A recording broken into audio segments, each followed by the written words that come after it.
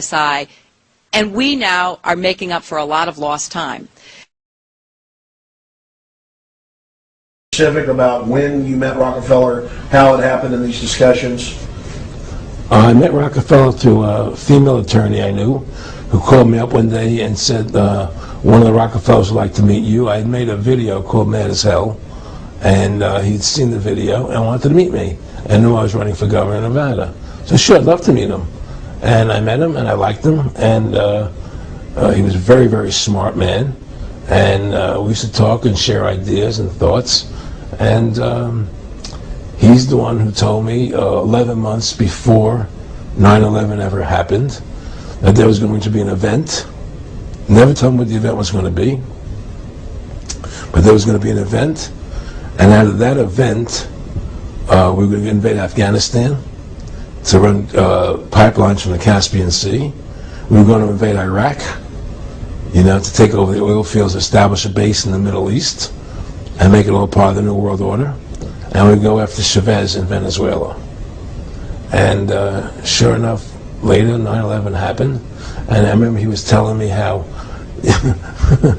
how you're gonna see soldiers looking in caves for people in Afghanistan and Pakistan and all these places, and there's going to be this war on terror, of which there's no real enemy, and the whole thing is a giant hoax, but it's a way for the government to take over the American people. He told you it was going to be a hoax. Oh yeah, oh yeah, there's no question. He says there's going to be war on terror, and he's just laughing. There's no who are we fighting? I mean, why do you think 9/11 happened, and then nothing's happened since then? Do you think that our security is so great here that these people who pulled off 9/11 were able to can't knock down another plane? Come on, it's ridiculous. 9/11 was done by people in our own government and our own banking system to perpetuate the fear of the American people into subordinating themselves to anything the government wants them to do. That's what it's about, and to create this war, this endless war on terror. And that's why and that was the first lie. And the next lie was going into Iraq, to get Saddam Hussein out with his weapons of mass destruction. That was the next lie. Now, specifically, this was a little over 6 years ago? This was 11 months before 9/11. Yeah. And Nick Rockefeller, who's a lawyer, he's become your friend over the previous years, and he's saying to you that there's going to be this big event, and then out of that we're going to have a war on terror, and it's just going to go on and on. Right. An endless war on terror without any real enemy. That you can never define a winner. And did he say that it's going to be perfect because you can't define an enemy? It just goes on and on? Yeah, because you can't define a winner. There's no one who's on to beat, so it goes on and on forever. And they can do whatever they want. They scare the hell out of the American public. Look, this whole war on terror is a fraud. It's a farce. It's very difficult to say it out loud because people are intimidated against saying it. Because if you say it, they want to make you into a nutcase. But the truth has to come out. That's why I'm doing this interview. The fact of the matter happens to be that the whole war on terror is a fraud, it's a farce. Then again, there's a war going on in Iraq, because we invaded Iraq. And people over there fighting, But the war on terror, that's a joke, And until we discover what really happened on 9/11, and who was responsible for 9/11, because that's where the war on terror emanates from. That's where it comes from. It was 9/11 that allowed this war on terror to begin. And until we get to the bottom root of 9/11, the truth of 9/11, we'll never know about the war on terror.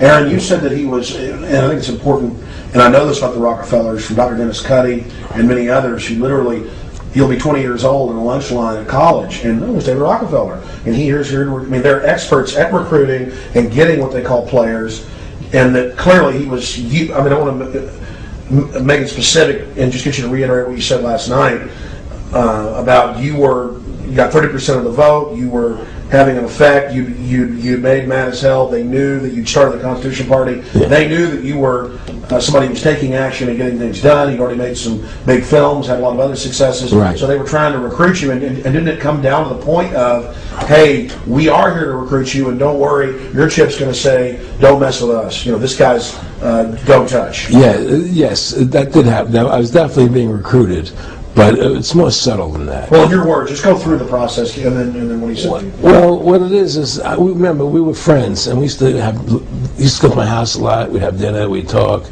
and he'd tell me about business investments that he'd get involved in, you know, or they would help me with this business investment or that business investment. And was I interested in joining the Council on Foreign Relations? You know, I would have to get a letter to join them, but was I interested in that? And you know, just stuff, you know, leading you on. And I used to say to him that I never really did that because that wasn't where I was coming from. You know, as much as I like you, Nick, you know, your ways and my ways we're on the opposite side of the fence. You know, I don't believe in enslaving people. You know, and he would come back with, "Oh, I do." Or? Well, it'd be more like, you know. It's better for them. Well, it's more like, you know, how do I put it? It was like, what do you care about them? What do you care about those people? What difference does it make to you? Take care of your own life. Do the best you can for you and your family. What do the rest of the people mean to you? They don't mean anything to you. They're just serfs. They're just people. You know, it was just a lack of caring, you know, and that's just not who I was. It was just sort of like cold, you know. It was just like cold, you know. And I used to say to him, what's the point of all this? You have all the money in the world you need. You have all the power you need. What's the point? You know, what's the end goal? And he said the end goal is to get everybody chipped, to control the whole society. To have the bankers, the elite people, you know, the bankers and some governor controlling the world. And I said, all the people in the Council on Foreign Relations believe this way you do? He said, no. You know, most of them believe they're doing the right thing. A lot of them believe it's better off being socialistic. You know, we have to convince people that socialism is really capitalism. Because America's becoming a socialist country. It's a communist country today. Well, one of the things they told me was that he was at the house one night, and we were talking, and he started laughing. He said, "Aaron, what do you think women's liberation was about?" And I said, I had pretty conventional thinking about it at that point. I said, I think it's about women having the right to work, getting equal pay with men, just like they won the right to vote. You know? And he started to laugh. He said, "You're an idiot." And I said, "Why am I an idiot?"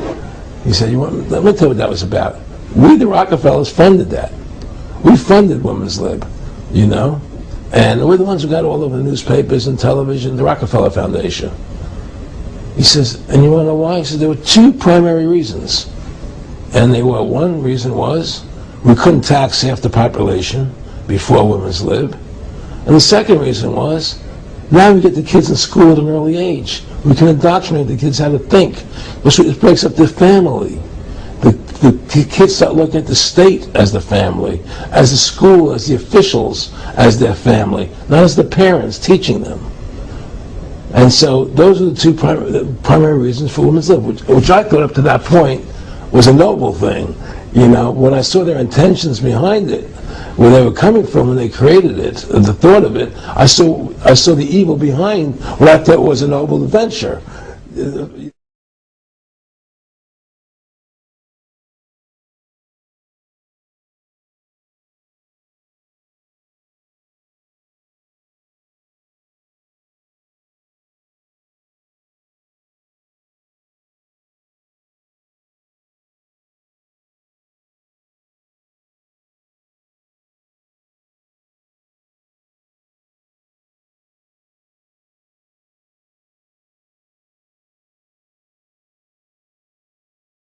And you don't have to be a conspiracy theorist to wonder exactly what President George W. Bush knew about the attacks, and when he knew it.